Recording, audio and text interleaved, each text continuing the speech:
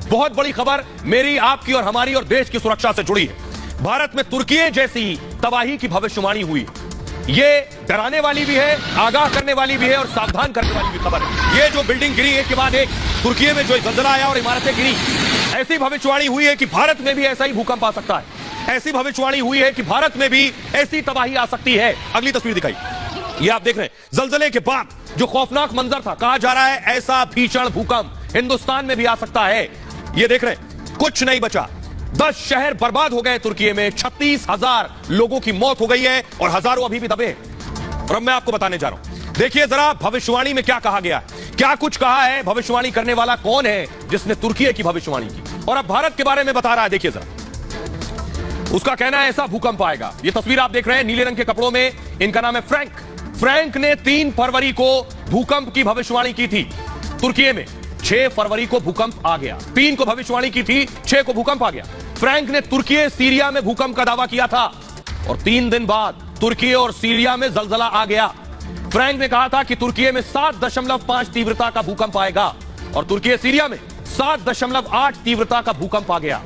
अब फ्रैंक ने भारत में भी भूकंप की भविष्यवाणी की है। कहा भारत में तुर्की जैसा भूकंप आने वाला है। फ्रैंक का कहना है इस भूकंप की शुरुआत अफगानिस्तान से होगी, पाकिस्तान में भी भारी भूकंप आएगा और इसका असर एशियाई देशों में तुर्की जैसे हालात हो जाएंगे। फ्रैंक के बारे में आपको बताऊं, नीदरलैंड्स के शोधकर्ता हैं फ्रैंक हुगरबिट्स। फ्रैंक भूकंपीय गतिविधि का अध्ययन करते हैं, सोलर सिस्टम जियोमेट्री सर्वे के शोधकर्ता हैं, यानी सौर मंडल, और उसके जरिए से पता करते हैं कि कहां भूकंप आने वाला है। तो क्या जिस तरह से तुर्की में भूकंप आया, जो तस्वीरों ने सबको झकझोर कर रख दिया, अगर हुगरबिट्स सही कह रहे हैं तो तुर्की जैसे भूकंप के हालात क्या भारत में हो सकते हैं। मैं बार बार कह रहा हूं, हमारा मकसद है सावधान करना, आगाह करना। क्या हमारे शहर, हमारी इमारतें, हमारी बिल्डिंग्स ये झटके बर्दाश्त कर पाएंगी। सबसे पहले आपको बताते हैं कौन सा शहर सबसे ज्यादा डेंजर जोन में। देखिए ये आप देख रहे हैं, आपके सामने सारे जोन आ गए, zone 1, zone 2, zone 3, zone 4, zone 5। जो 5 जोन में, यानी जो सबसे ज्यादा लाल आपको नजर आ रहा है, ये है सबसे डेंजर जोन। जोन 4 जो है, जो हल्का लाल है, वो कम खतरनाक है। तो सबसे पहले मैं सबसे ज्यादा खतरनाक और उसके बाद खतरनाक वाले की बात करूंगा। सबसे अगर आप देखिए तो कौन से शहर हैं जो सबसे ज्यादा डेंजर जोन में है। बिहार का कुछ इलाका है। अगर आप उत्तर प्रदेश देखिए तो उत्तर प्रदेश में पूर्वांचल का कुछ देखिए, नॉर्थ यूपी यानी उत्तरी उत्तर प्रदेश और पश्चिमी उत्तर प्रदेश। फिर आपको नई दिल्ली नजर आ रहा है, नई दिल्ली और एनसीआर का कुछ इलाका है। और ऊपर चलिए हिमाचल का इलाका, उत्तराखंड का इलाका, जम्मू कश्मीर और लद्दाख का इलाका भी कुछ इलाका या तो बहुत खतरनाक या खतरनाक है। नॉर्थ ईस्ट की हालत देखिए जरा, वो तो डेंजर जोन में। गुजरात का कुछ हिस्सा देखिए जो या तो डेंजर जोन में है, बहुत खतरनाक, या खतरनाक वाले जोन में। एक बड़ा हिस्सा आप देखिए मध्य प्रदेश, जोन 3 में मध्य प्रदेश का हिस्सा भी आता है। महाराष्ट्र का कुछ हिस्सा जोन 5 और जोन 4 में आता है, वो आप देख रहे हैं। और उसके अलावा आप देखिए बिहार का कुछ हिस्सा है। ये जो है, ये स्थिति है उन शहरों की, उन राज्यों की जहां भूकंप आ सकता है। अब मैं आपको बताता हूं कि जरा सुनिए एक्सपर्ट्स क्या कह रहे हैं। भूकंप की इस भविष्यवाणी पर एक्सपर्ट्स की अलग अलग राय हो सकती है, लेकिन हुगरबिट्स की भविष्यवाणी पहली सही हुई है। भारत के एक्सपर्ट को सुनिए। जहाँ तक हिंदुस्तान का सवाल है, हिंदुस्तान का जो सेस्मिक एक्टिविटी है, हमारे यहाँ जो इंडियन प्लेट या इंडो ऑस्ट्रेलियन प्लेट जिसको बोलते हैं, वो यूरेशियन प्लेट के साथ जब क्लैश करती है तो तब जाके यहाँ सेस्मिक एक्टिविटी होती है। हमारा एनसीआर का इलाका जोन 4 में आता है और पूरा northern and north eastern area जितना है वो हमारा जोन 5 में आता है, जहाँ पर सबसे ज़्यादा रिस्क रहता है भूकंप आने का। लेकिन हमारे साइंटिस्ट ये मानते हैं कि 100 ईयर रिटर्न बोला जाता है। जो भी सेस्मिक एक्टिविटी बड़ी होती है तो 100 साल के बाद तकरीबन दोबारा उसका असर देखने को मिलता है। तो हमें तैयार रहना पड़ेगा, ध्यान से रहना पड़ेगा, तैयारी पूरी करके रखनी पड़ेगी अपनी। भविष्यवाणी की है कि हिंदुस्तान में या दिल्ली में भी ऐसे भूचाल आएंगे या आ सकते हैं। हमारी समझ में, जहाँ तक कि हमने पढ़ा है या सीखा है, हमारी समझ में कोई ऐसी बात नहीं है, कोई ऐसी साइंस नहीं है जो कि भूचाल प्रिडिक्ट कर सके या भूचाल का पूर्वानुमान दे सके। देखिए भूचाल प्राइमरली 2 तरीके से आते हैं, जिसको हम नेचुरल कैलामिटीज या नेचुरल डिजास्टर कहते हैं। भूचाल या तो आते हैं धरती के कंपन से और या ज्वालामुखी के फटने से।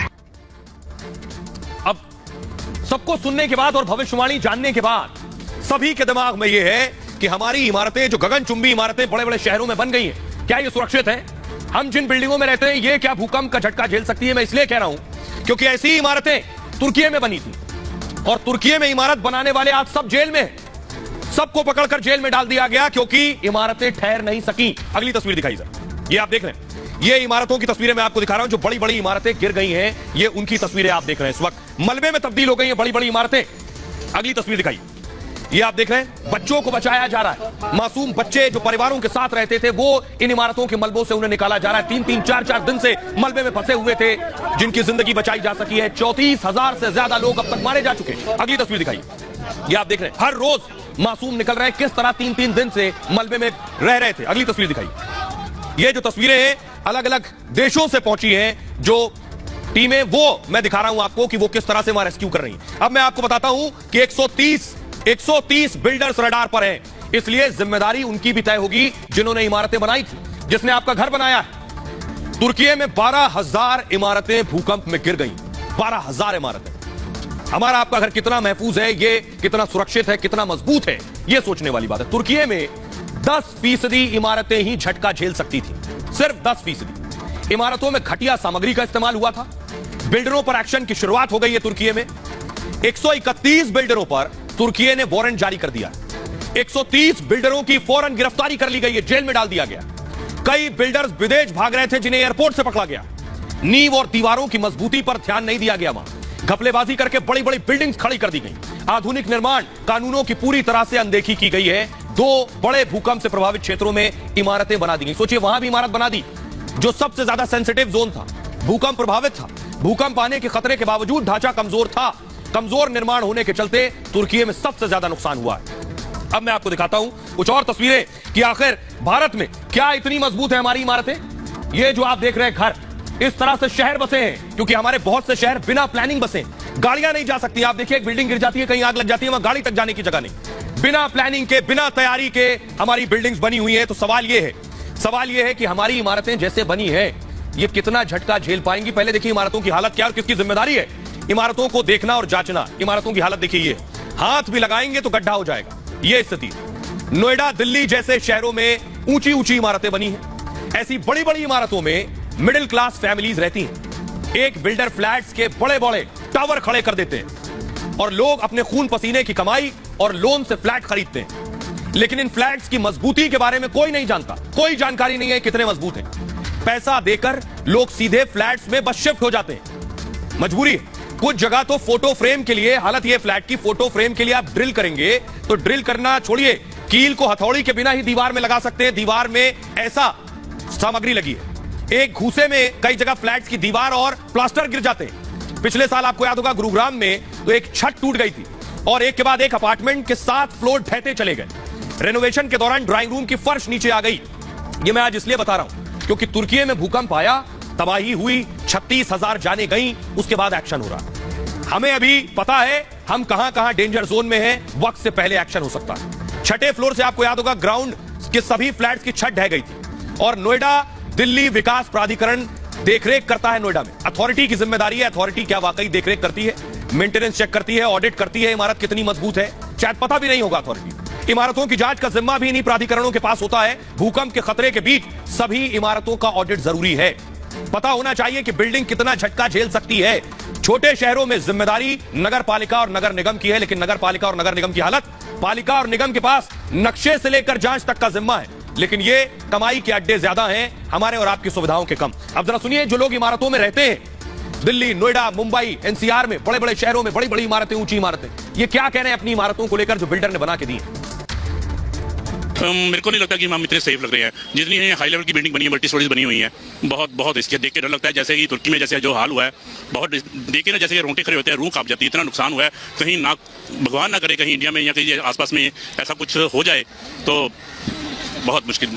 ये बिल्कुल भगवान इस बड़ी मुसीबत से बचाए। अर्थक्वेक आने वाला है, नहीं आने वाला है, इसकी प्रेडिक्शन करना इट्स डिफिकल्ट। बट अगर, और दूसरी चीज़ ये है कि इंडिया उसके टर्म्स में थोड़ा सेफ है कि इतना तेज अर्थक्वेक आएगा। बट अगर आता भी है, अगर हम 7.8, 7.9 नहीं भी देखें, 5 भी देखें, तो भी यहाँ पे वो 7.8, 7.9 जितना इम्पैक्ट आ सकता है बिकॉज ऑफ द इंफ्रास्ट्रक्चर। हाँ, खतरा तो है नेचुरली, जैसे वहाँ हो गया अपने, वैसे भी यही हाल है। जैसा कि हम लोग देखते रहते हैं कि दिल्ली साइड में अक्सर सुनते हैं कि भूकंप के झटके लगे हैं, बट अगर यही झटके अगर 8 रिक्टर पैमाने पे अगर आ जाएंगे तो वो तो फिर बहुत हार्मफुल होगा। इंडिया के लेवल पे, खासतौर से दिल्ली के लेवल पे बहुत ज़्यादा हार्मफुल हो सकता है। जैसे कि पुरानी बिल्डिंग्स है, वो इस टाइम सबसे ज़्यादा वल्नरेबल हैं, तो ऑब्वियसली वो एक रिस्क पे है ज़्यादा रेदर देन जो कि एक अच्छी नींव की बिल्डिंग्स बनी हुई हैं वो सेफ हैं।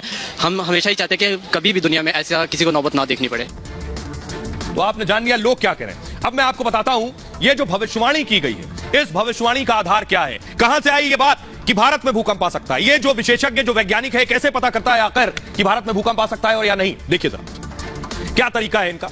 आप ऊपर देख रहे हैं सौर मंडल, सोलर सिस्टम आप देख रहे हैं। इनकी भविष्यवाणी का तरीका सोलर सिस्टम है। फ्रैंक ग्रहों की चाल पर भविष्यवाणी करते हैं। एसएसजीओस कंपनी के लिए फ्रैंक दरअसल काम करते हैं और इस कंपनी का मतलब है, एसएसजीओस का मतलब है सोलर सिस्टम ज्योमेट्री सर्वे।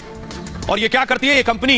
एसएसजीओस एक शोध संस्था है, इसी पर रिसर्च करती है। फ्रैंक की कंपनी ब्रह्मांड की निगरानी करती है और ग्रहों की चाल से कि ग्रहों की क्या चाल है और इसकी चाल से भूकंप का अनुमान करती है। इतिहास में जो भूकंप आए हैं उसका अध्ययन करती है, उस दौर में ग्रहों की चाल क्या थी।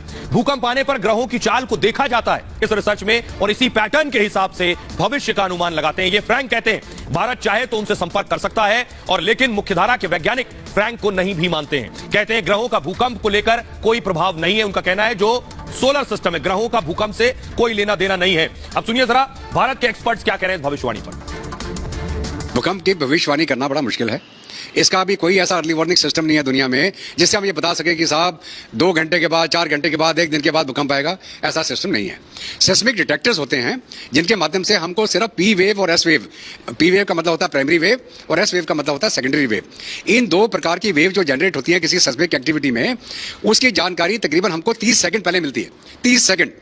इसलिए भूकंप एक ऐसी आपदा है जिसका कोई अर्ली वार्निंग सिस्टम नहीं है जो आपको इतना समय दे दे कि आप अपनी जान बचा के बाहर निकल पाए। क्या सौर मंडल या जो एनवायरमेंटल रीडिंग्स लेके कोई ये पता चल सकता है कि भूकंप आने वाला है? तो ये बड़ा मुश्किल काम है। इसका कोई फुल प्रूफ टेक्निक अभी तक बनाया नहीं गया है। लोग अनुमान लगाते हैं कि जिसको हम ला लीना इफेक्ट बोलते हैं, सडन राइज इन टेम्परेचर है या सडन बिहेवियर ऑफ एनिमल्स, कि सडनली क्या है जानवर, चिड़ियाँ, कुत्ते भौंकने लगे, चिड़ियाँ आवाजें करने लगी या एक अजीब प्रकार का जो आप पहले नहीं देखते हैं उस प्रकार की हरकत चालू हो गई। तो यही 1, 2, 3 जो एक अर्ली वार्निंग मिलती है हमें नेचर के माध्यम से, लेकिन उसको डिटेक्ट करना बड़ा मुश्किल है आम नागरिक के लिए। आपने एक्सपर्ट को सुना, वो कह रहे हैं कि पशु पक्षी इशारा देते हैं। और ये जो तस्वीर आप देख रहे हैं पिछले दिनों मैंने आपको दिखाई थी, कहा गया वायरल वीडियो था तुर्की का, कहा गया भूकंप आने से पहले देखिए पक्षी आसमान में भागने लगे, उड़ने लगे। फुल स्क्रीन लीजिए जरा तस्वीर। क्या जो एक्सपर्ट थे वो इसी तरफ इशारा कर रहे थे। वो कह रहे थे कि पक्षियों को सबसे पहले पता चल जाता है कि भूकंप आने वाला है और कोई तरीका नहीं है जो पता चल सके कि आखिर भूकंप कैसे आता है। तो आइए मैं आपको बताऊं भूकंप के संकेत मिलते कैसे हैं। कौन बता सकता है कि भूकंप आने वाला है? पहले 20 घंटे पहले रेडियो सिग्नल खराब हो जाते हैं, ऐसा कहा जाता है। मोबाइल में नेटवर्क भी गायब होने लगते हैं और टीवी के सिग्नल में भी खराबी आ जाती है। जानवरों और पक्षियों को पहले संकेत मिलते हैं। चिड़िया अपने घरों को छोड़कर भागने लगती है। चूहे, सांप अपना बिल छोड़कर भागने लगते हैं। पक्षियों की चहचहाट अलग तरह की होती है उस दौरान। कुत्ते अजीब तरह से भौंकना शुरू कर देते हैं। कुओं का पानी या तो बढ़ने लगता है या घटने लगता है। ग्रहण से भी भूकंप के आने का आकलन लगाया जाता है। वैज्ञानिक ऐसे किसी दावे को भविष्यवाणी नहीं मानते हैं। कई देशों ने भविष्यवाणी पर अलग अलग दावा किया है। 2016 में अमेरिका ने एक ऐप बनाने का दावा किया और इस ऐप का नाम अमेरिका ने माई शेक रखा है। फोन मोशन सेंसर्स से धरती की हलचल का पता चलता है और यही तरीके हैं भूकंप का पहले से पता लगाए जाने का।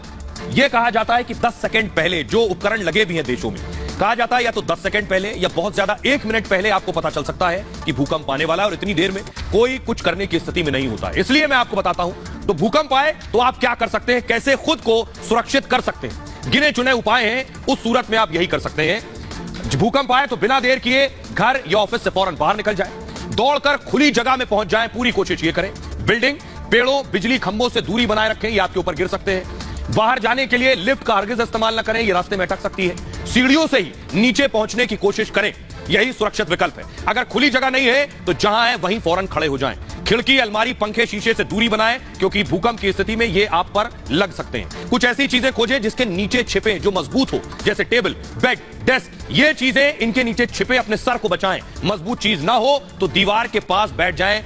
और किसी किताब या किसी चीज से अपने सिर को बचाएं। सबसे जरूरी यह है कि अगर आपने अपने सिर को बचाया, सबसे ज्यादा जो मौतें होती हैं मलबा गिरने से, दीवार गिरने से, छत गिरने से, सर पर चोट लगती है और जान चली जाती है। इसलिए पहली प्राथमिकता है सर को बचाना। गाड़ी में है तो जल्द से जल्द गाड़ी जहां है वहीं रोक दें।